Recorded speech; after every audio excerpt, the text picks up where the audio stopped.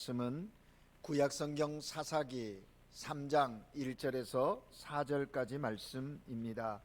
구약성경 363면 사사기 3장 1절에서 4절까지 말씀을 한 목소리로 함께 읽겠습니다.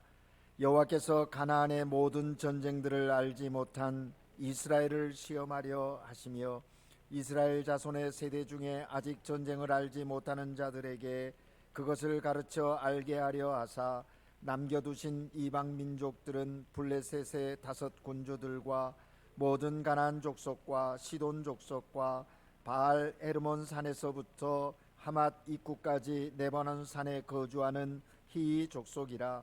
남겨두신 이 이방 민족들로 이스라엘을 시험하사 여호와께서 모세를 통하여 그들의 조상들에게 이르신 명령들을 순종하는지 알고자 하셨더라. 아멘. 시온 찬양대회가 하나님께 찬양 올려드립니다.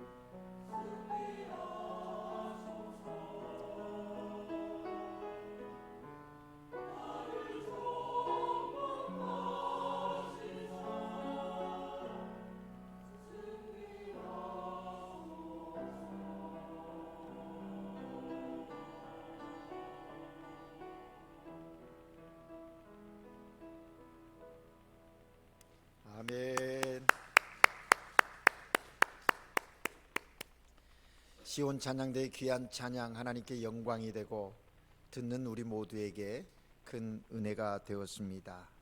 오늘은 오순절이라고 부리는 성령 강림절입니다.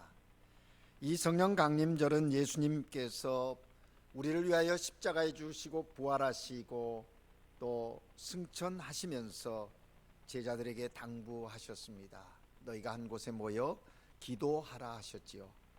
내가 약속한 성령이 너희에게 임할 것이라. 제자들은 주님의 당부하심에 순종하여서 마가다락방에 모여 기도할 때 하늘로부터 성령의 충만한 임재를 경험하는 그런 귀한 은혜가 있었습니다.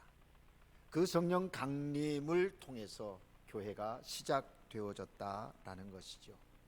성령 강림절에 하나님께 예배드리는 우리 모두가 성령으로 충만하여서 하나님께서 우리에게 주시는 은혜와 평강이 넘치시기를 주님의 이름으로 축복합니다. 요즘 우리는 전교인이 사사기를 읽고 묵상하고 있습니다. 특별히 사사기는 하나님께서 애굽에서 이스라엘을 구원해내고 출애굽 이후 광야 생활 40년과 또 가나안 정복 전쟁을 치른 그 후에 땅을 분배하고 이제 가나안 땅에 정착해 살고 있을 때 있었던 일들을 기록하고 있습니다.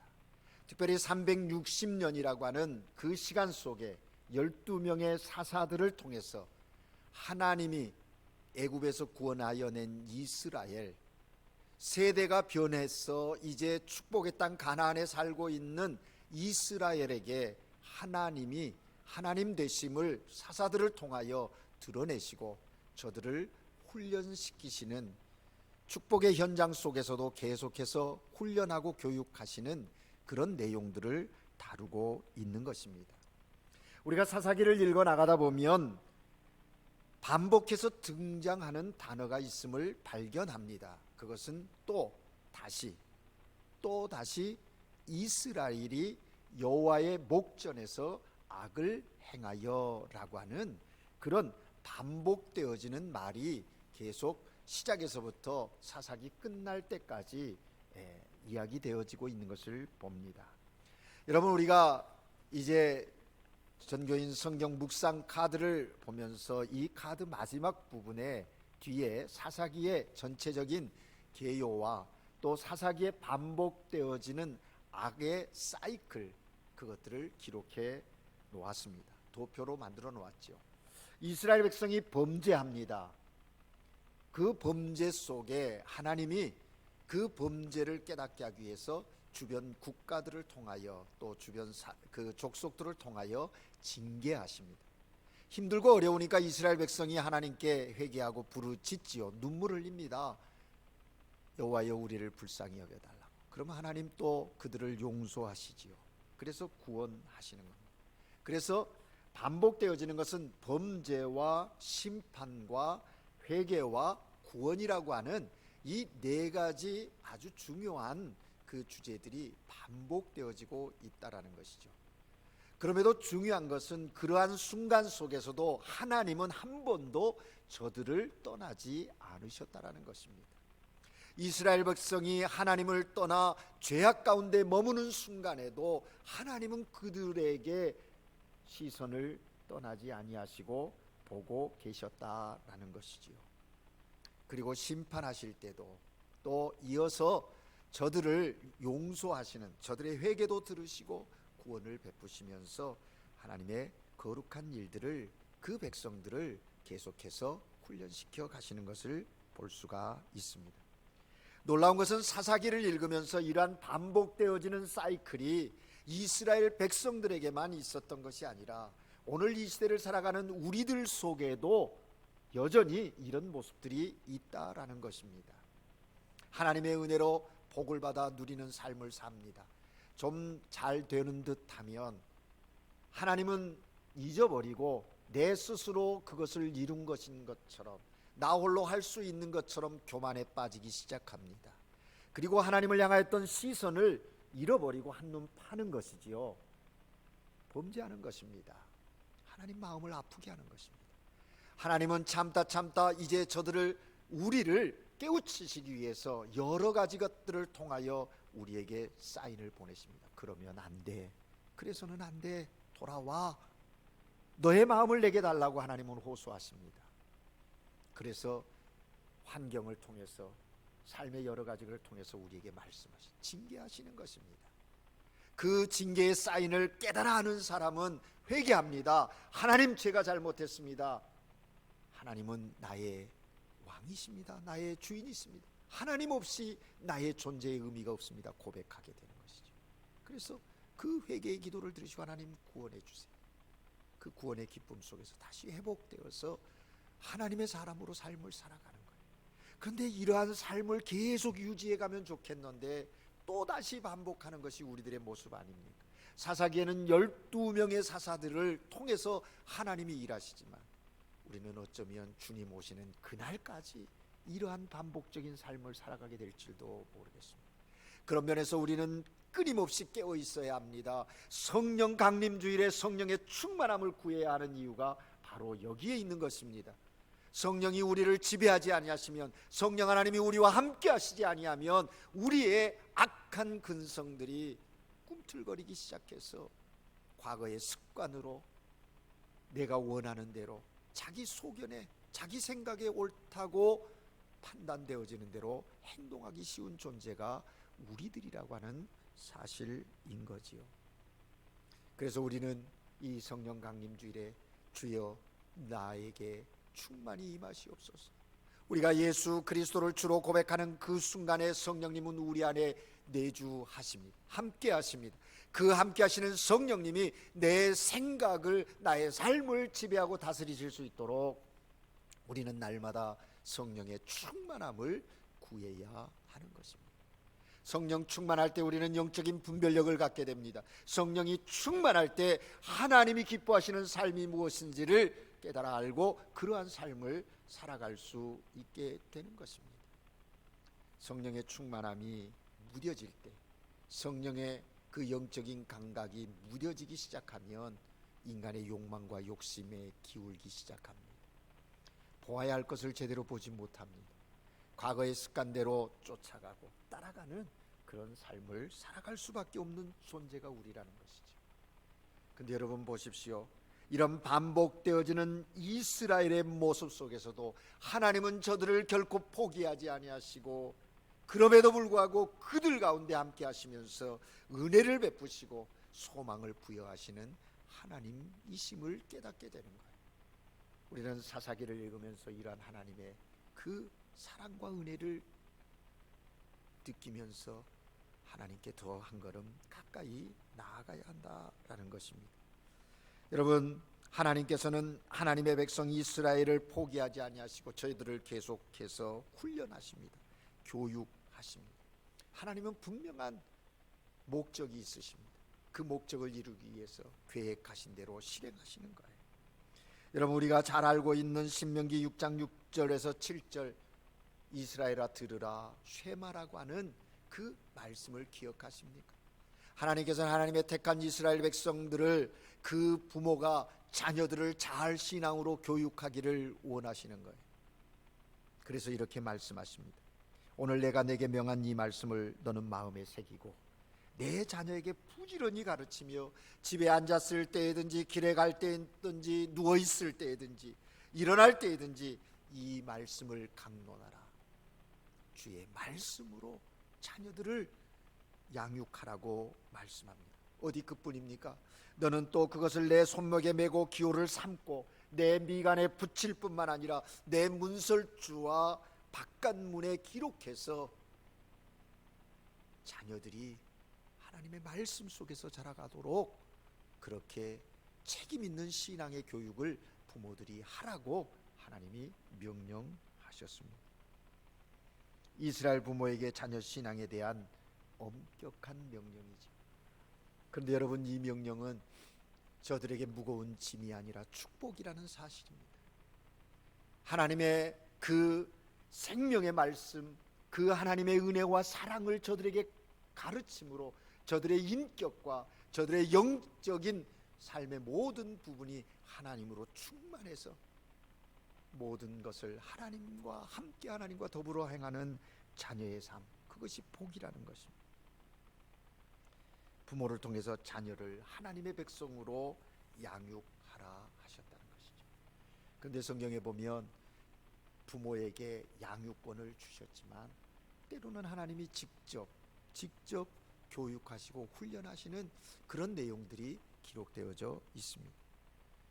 성경에 보면 하나님께서 직접 하나님의 백성들을 교육하시고 훈련하시면서 다양한 교육 방법을 사용하시는데 그 중에 하나가 시험이라고 하는 교육의 방법입니다. 여러분, 학생이 공부하면서 가장 싫어하는 거, 없었으면 좋겠다고 생각하는 것, 그것이 시험이라지요. 저 역시도 학창 시절을 지내면서 시험 때만 되면 초긴장합니다. 왜 이런 시험을 자꾸 보는가? 정말 시험 성적이 좀 잘 나오면 기분이 좋은데 잘 나오지 않으면 너무 힘든 거예요. 시험이. 근데 하나님이 택한 이스라엘 백성을 교육하고 훈련하시는 방법 중에 시험이라는 이 과정을 통해서 훈련하신다는 거예요. 여러분, 오늘 우리가 읽은 본문 1절에 보면 이렇게 말씀하십니다. 여호와께서 가나안의 모든 전쟁들을 알지 못한 이스라엘을 시험하려 하시며 이스라엘을 시험하려 하신다.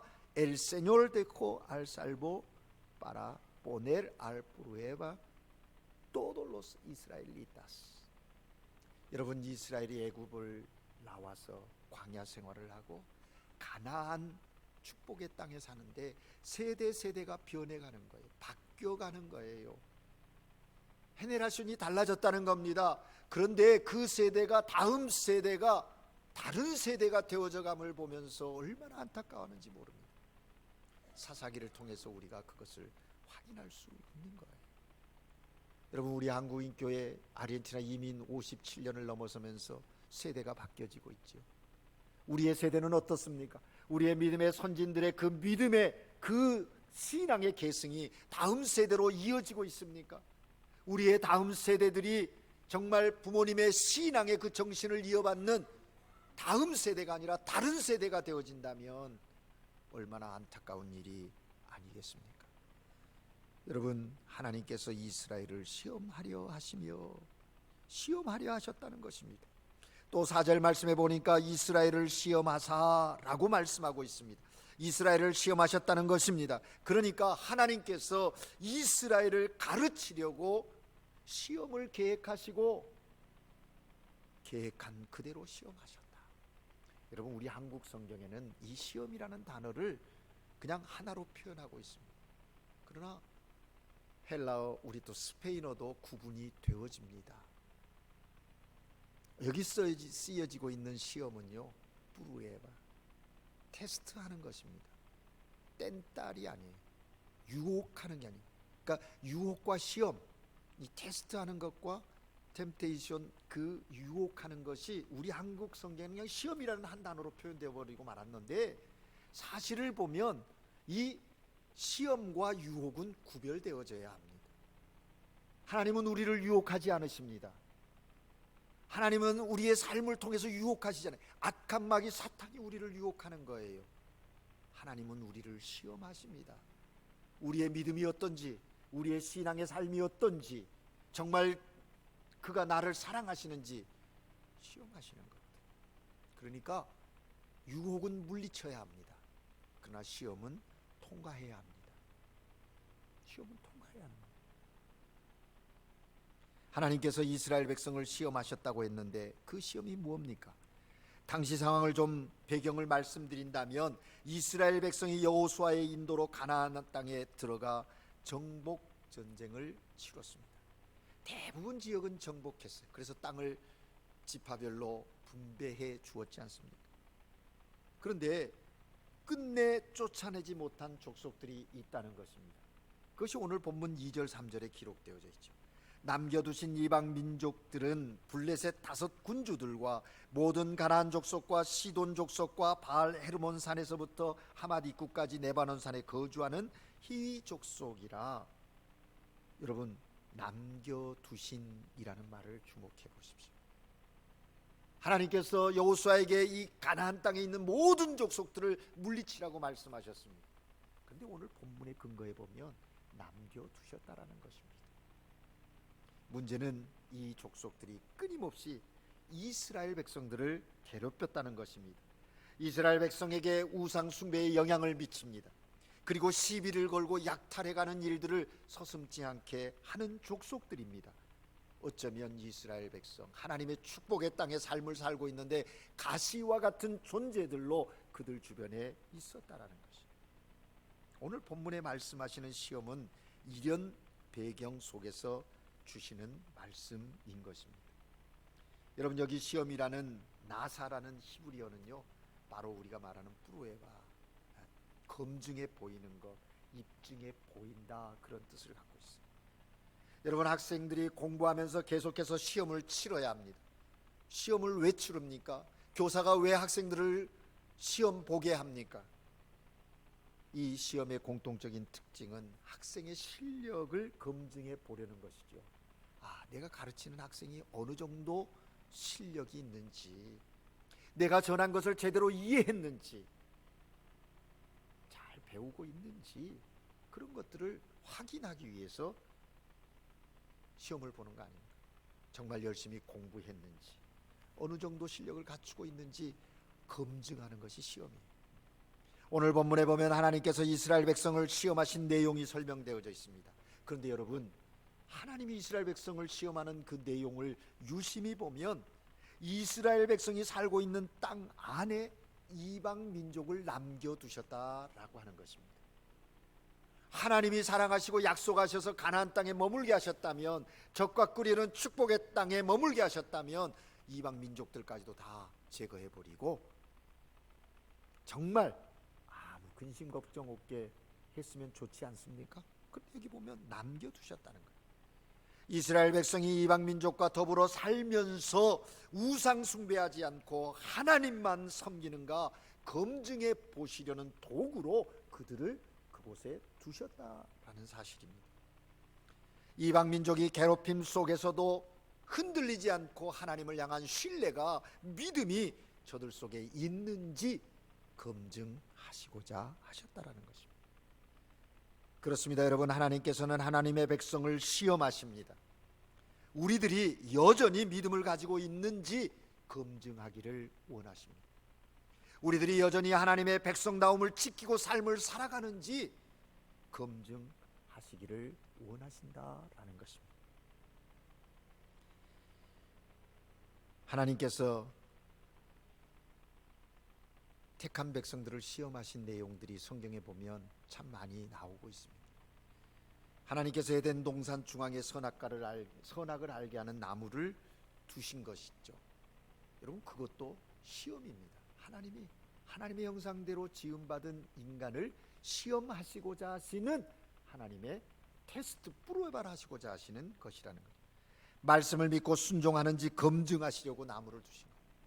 이 동산에 있는 모든 실과와 모든 것을 너에게 준다. 그러나 중앙에 있는 이것만은 이라고 하나님이 말씀하셨습니다. 그 말씀에 이들이 순종하는지 안 하는지 테스트하기를 원하시는 거예요. 나샤 뿌르바 하기를 원하셨다라는 것입니다. 여러분, 믿음의 조상 아브라함을 아시지요? 100세의 아들을 주셨습니다. 그런데 어느 날 갑자기 하나님이 아브라함에게 말합니다. 이삭을 내가 지시하는 산에 올라가서 제물로 드리라는 거예요. 이게 무슨 얘기입니까? 번제로 바치라는 명령을 하신 것이에요. 100세에 낳은 아들보다 하나님을 더 소중히 여기는지 안 여기는지 하나님은 알고 싶으셨어요. 그래서 모세는 창세기 22장 8절에서 하나님께서 아브라함을 시험하사라고 그렇게 기록하고 있는 것을 보게 되는 겁니다. 여러분, 이스라엘 백성들이 애굽을 나와 하나님이 약속하신 가나안 땅을 향해 가는데, 사실 지리적으로 보면 애굽에서 가나안 그 축복의 땅 팔레스틴까지는 오래 걸리는 거리가 아닙니다. 건강한 장정이면 단시일에 걸어갈 수 있는 거리라고 하는 것이죠. 그런데 하나님께서 그 많은 이스라엘 백성들을 광야에서 걷게 하셨어요. 그것도 40년이라는 시간. 심지어는 애굽한 세대들이 죽고 그 다음 세대들이 일어나는 광야 세대들이 출생해서 성장해서 여호수아의 인도로 가나안을 정복하기까지. 그런데 그 모든 광야의 생활도 시험이라고 규정하고 있는 것을 봅니다. 고난 속에서도 하나님의 말씀을 읽고 따르는지 검증하시고자 하시는 하나님의 의도하심이 있으셨다는 거예요. 뭐 여러 가지 이유가 있습니다. 그러나 광야 생활을 하게 하신 목적이 거기에 있다고 말씀하시는 거예요. 결국 그러한 신앙이 가나안에서도 계속된 것인가? 그렇습니다, 여러분. 하나님께서는 여전히 우리를 시험하시는 하나님이십니다. 하나님은 우리가 힘겹고 어려운 상황 속에서도 믿음을 지키고 말씀을 부여잡고 내게 주신 그 말씀에 순종하는 삶을 살아가는지 보기를 원하셔서, 확인하기 원하셔서 오늘도 우리를 시험하십니다. 각자의 삶 속에서 저마다 상황에 맞게 시험하십니다. 어떤 분에게는 뜻하지 않은 질병을 통해서 시험하십니다. 또 어떤 분에게는 경제적 위기를 통해서 시험하십니다. 테스트하시는 거예요. 우리가 보기에는 저 사람 저렇게 성실한데, 정말 남에게 피해 끼치지 않고 부지런히 일하는데 왜 경제적인 어려움이 있을까? 하나님 왜 저에게 물질의 복을 주지 않으실까? 우리가 생각하죠. 그런데 거기에 하나님의 목적이 있다. 때로는 어떤 분에게는 자신의 문제로 하나님이 시험을 하십니다. 어떤 분에게는 반복되는 실패를 통해서 하는 일마다 실패하는 거예요. 그것을 통해서 시험하십니다. 어떤 분에게는 감당하기 힘든 사명, 하나님이 내게 주신 사명이 있어요. 감당하기가 너무 어려워요. 그것을 통해서 우리를 부르바하신다라는 것입니다. 때로 시험을 위해 우리에게 고난을 겪게 하십니다. 때로는 시험을 위해서 난처한 상황에 머무르게도 하십니다. 때로는 우리의 믿음을 검증하시기 위해서 힘든 일을 요구하시기도 하신다라는 것입니다. 하나님께서는 오늘도 우리를 시험하고 계십니다. 여러분은 지금 하나님의 어떤 시험 앞에 서 계십니까? 왜 하나님께서 우리를 시험하실까요? 오늘 본문 2절을 보면 이렇게 말씀하고 있습니다. 이스라엘 자손의 세대 중에 아직 전쟁을 알지 못하는 자들에게 그것을 가르쳐 알게 하시려고, 그것을 가르쳐 알게 하시려고 라고 기록합니다. 무슨 말씀입니까? 하나님께서 가르치시기 위해서 시험하신다는 거예요. 여러분, 학교에서 학생들에게 시험을 보게 하는 이유는 선생님이 아이들을 골탕 먹이려고 시험을 하지 않으십니다. 학생들을 위해서 시험을 보는 거죠. 시험을 준비하면서 배운 것을 다시 복습하고 정리하면서 든든하게 실력을 갖추는 거예요. 하나님께서도 마찬가지입니다. 우리가 말씀을 듣고 배운 것을 시험을 통해서 확인하려 하신다는 겁니다. 자신이 믿는다고 말하고 있는 그것, 믿고 있는 그것을 삶으로 표현하는지 검증하기를 원하시는 거예요. 여러분, 그래서 우리가 늘 하는 얘기는 주님 앞에 나와 예배함이 중요하지만 이 예배는 끝이 아니라 한 주간의 삶을 시작하는 예배의 시작이요. 그래서 삶으로 하나님을 예배한다라는 것은 하나님을 신뢰하고 하나님을 믿는 그 믿음을 삶으로 표현해내고 하나님이 주신 시험의 답안을 쓰는 그것이라는 거죠.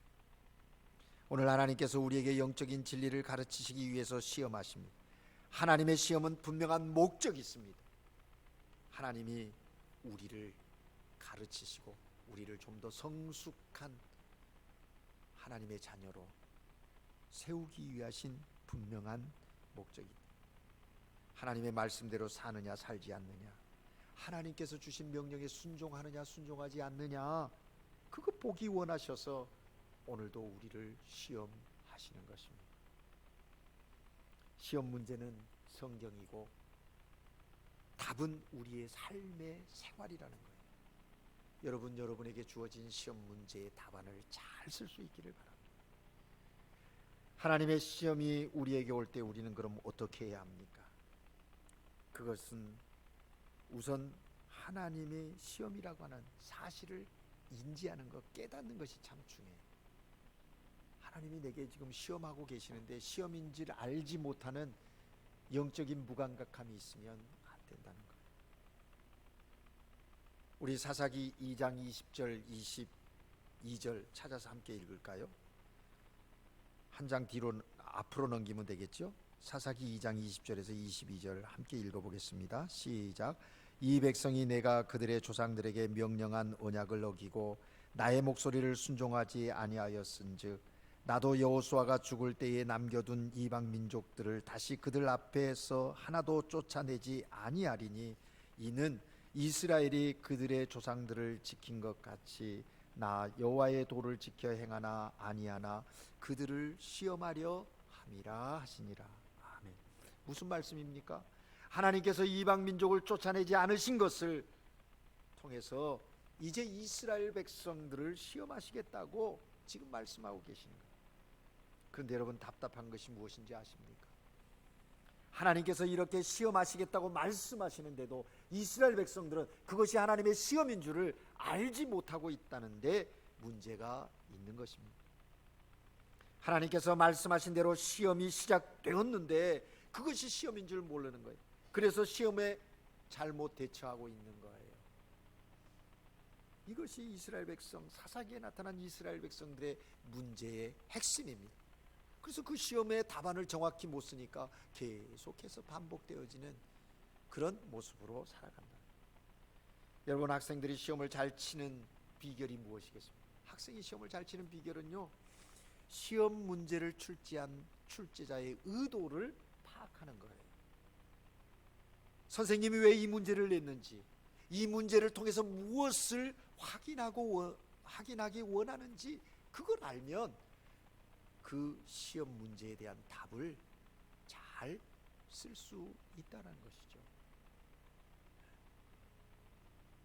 마찬가지입니다. 하나님께서 우리를 시험하실 때 먼저 이것이 하나님의 시험이라는 사실을 우리가 아는 것이 중요하고, 왜 이 시험을 내게 주셨는지, 이 시험을 통해서 원하시는 것이 무엇인지를 묻고 아는 것이 중요합니다.